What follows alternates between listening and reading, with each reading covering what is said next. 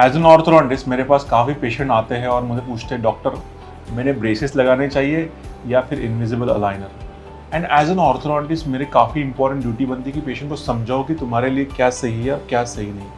और हमेशा I try to make help the patient to take the right decisions.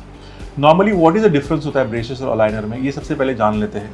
Braces जो होते हैं जो नॉर्मली फिक्स होते हैं, जिसमें either you have metal braces या you have tooth colour braces. Metal braces जो मेटालिक होते हैं जिसमें ब्रैकेट्स और वायर होते हैं, और टूथ कलर ब्रेसेस जो सिरामिक होते हैं जिसमें अगेन ब्रैकेट एंड वायर होते हैं। सो पेशेंट के दांतों पे फिक्स किए जाते हैं और पेशेंट को नॉर्मली मंथली विजिट करना पड़ता है ऑर्थोडोंटिस्ट के पास, ताकि हम उसको एक्टिवेट करके दांतों को सही जगह पे लेके जाए। सेकेंड ऑप्शन जो होता है जिसको बोलते हैं इनविजिबल अलाइनर।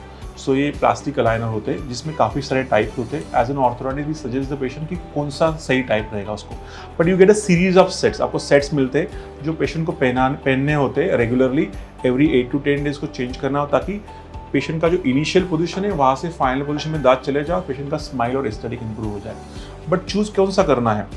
अगर पेशेंट काफ़ी सोशली एक्टिव है, पेशेंट काफ़ी कम्युनिकेशन उसका बहुत इंपॉर्टेंट पार्ट है, या फिर कंपलसरी कंप्यूटर के सामने है, या बिजनेस में है वो, जिसको रेगुलर डेंटिस्ट के पास आना मुश्किल है, और जिसको इनविजिबल चाहिए, और जिसको चाहता है कि थोड़ा पेन फैक्टर कम हो, नंबर ऑफ विजिट्स कम हो, खाने पीने में रिस्ट्रिक्शंस कम हो, then all such patient I suggest that they can go with invisible aligner. But अगर ऐसा कुछ नहीं है, थोड़े ब्रेसेस दिखेंगे तो चलेंगे, थोड़ा रिस्ट्रिक्शन की ज़्यादा रिस्ट्रिक्शन नहीं होता, minor hard and sticky food नहीं खाने होते, ब्रशिंग टेक्निक थोड़ा सा अलग होता है, और number of visits they are okay to visit a dentist once in a month, then I suggest those patient to go with a fixed braces.